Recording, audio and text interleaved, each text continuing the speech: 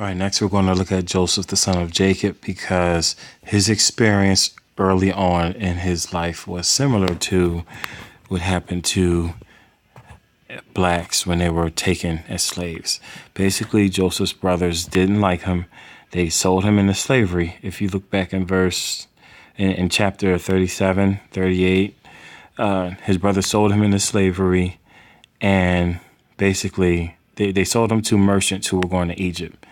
And when you look at verse 1 right here in chapter 39, you read that Joseph was brought down to Egypt, and Potiphar, an officer of Pharaoh, captain of the guard, an Egyptian, bought him of the hand of the Ishmaelites, would have brought him thither.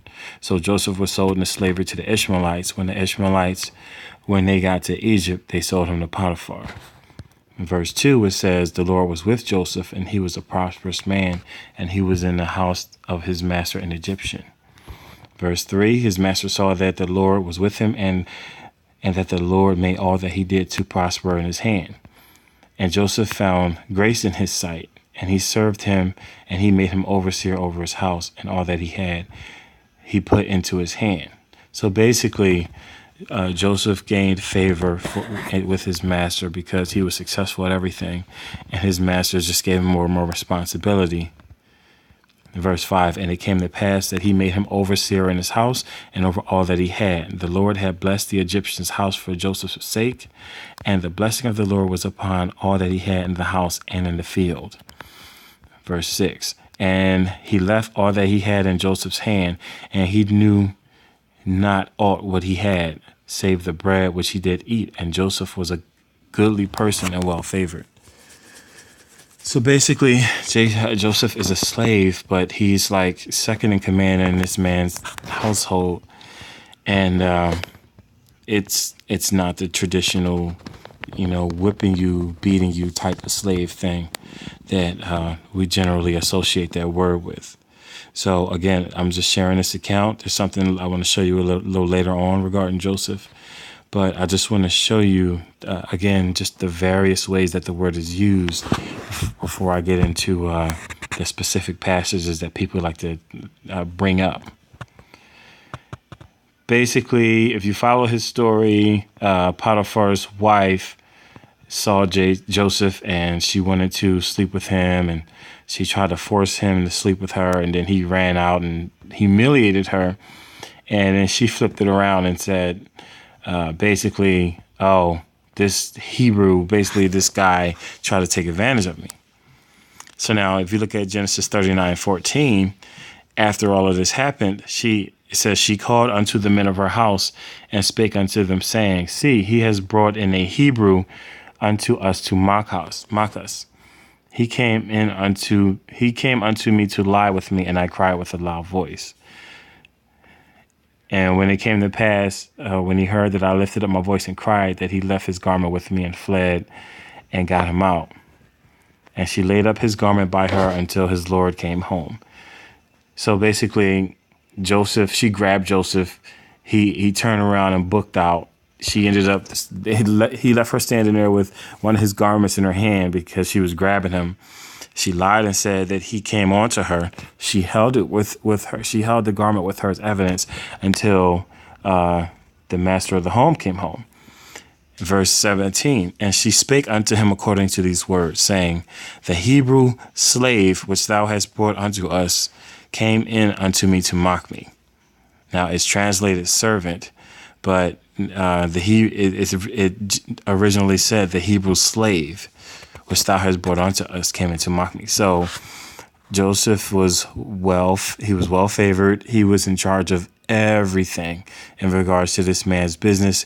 He was well liked. He wasn't beaten or anything like that, but he was still a slave. Like in our context, we would just say like he's a servant. He was a servant, but the word used is slave. And this does not mean I'm not sharing this to try to prove that there is no forced labor in the Bible, because there is forced labor in the Bible. We'll get to that. But again, I just want to kind of show some examples that show the wide range of the usage of that word, because it's drastically different than how we use it today.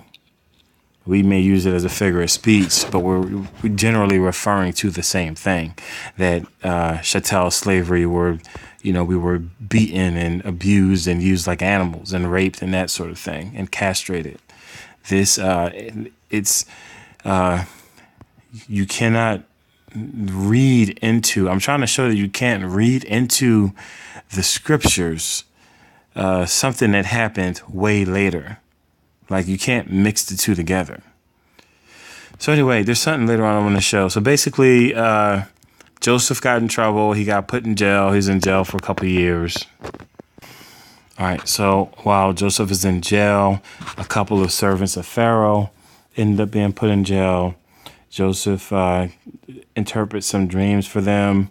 And he says, put in a good word for me when you're released. They eventually do. They didn't right away, but they eventually do, because Pharaoh had dreams that he couldn't interpret. And the one servant said, hey, in verse 12 right here, Genesis 41:12, he said, hey, there was with us a young man, a Hebrew slave to the captain of the guard. And we told him, and he interpreted to us our dreams. To each man according to his dream did he interpret.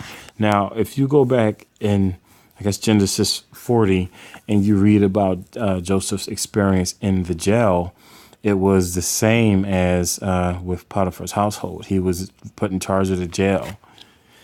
And in verse 12 right here, 41:12, he's called a slave. Now he is a prisoner, but he's called a slave, a Hebrew slave. And as you read the story, basically Pharaoh calls him up and says, I heard you can interpret dreams. And he said, and Joseph said, well, it's not because of me, it's because of God. He interprets Pharaoh's dream. And I'm trying to find the next verse after all of that. Hold on. All right, Genesis 41:40. Pharaoh was pleased with the explanation of the dream that he had, and he told Joseph, thou shalt be over my house, according to thy word shall all my people be ruled, only in the throne will I be greater than thou. And Pharaoh said unto Joseph, see, I have set thee over all the land of Egypt. And Pharaoh took off his ring from his hand and put it upon Joseph's hand, and arrayed him in vestures of fine linen, and put a gold chain about his neck. And he made him to ride in the second chariot which he had, and they cried before him, bow the knee, he has made him ruler over all the land of Egypt. And Pharaoh said to Joseph, I am Pharaoh, and without thee shall no man lift up his hand or foot in all the land of Egypt. Now, basically, and he changed Joseph's name to something really ridiculous.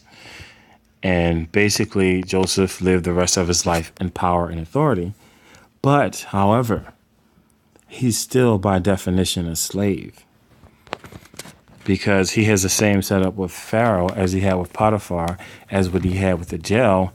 He's not free to, he's held in high esteem. He's given all his power and authority, but he's still a slave. He's not free to just leave Egypt and live whatever. Pharaoh will probably kill him. Like, he's still a slave. So again, biblical, when you're reading something, it's very important to read the context, because the meaning could be very differently than what you understand it to mean in your day and age or whatever. Now, this doesn't mean that there isn't forced labor in the Bible, because there is forced labor in the Bible, and we're going to get to that. However, I just want to show a couple examples to show the wide range of the usage of the word, and to show how dangerous it is, and really how foolish it is, to just flip open to a page and think you understand what's going on.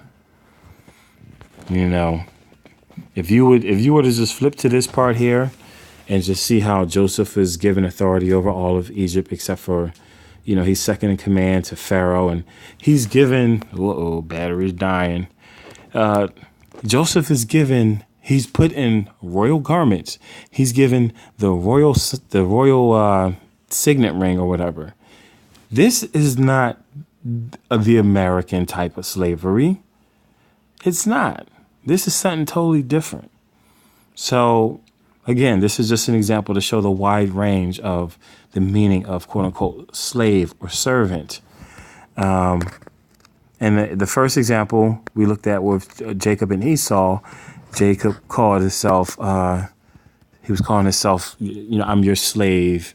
It's translated as servant, but it was a sign of respect and humility. In this one, you see Joseph is called a slave. It's more in line with a servant. Now, later on, if you read later on in Genesis, when his brothers come up to Egypt for food, they call themselves his slaves. Like they say, we're your humble slaves, but they're not even from that land. They're not even under his rule.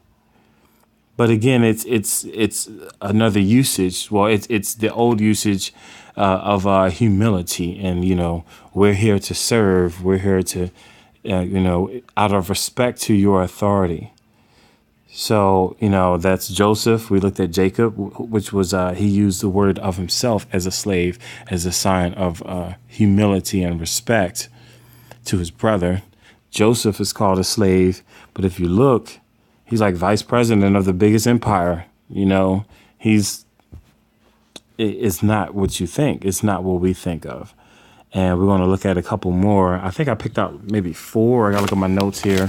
I picked out maybe 4 or 5 examples of slaves just to show the wide range of the usage of the word. And then we're going to get into the specific laws pertaining to forced labor, sex slaves, and that sort of thing. The stuff that critics generally bring up about the Bible.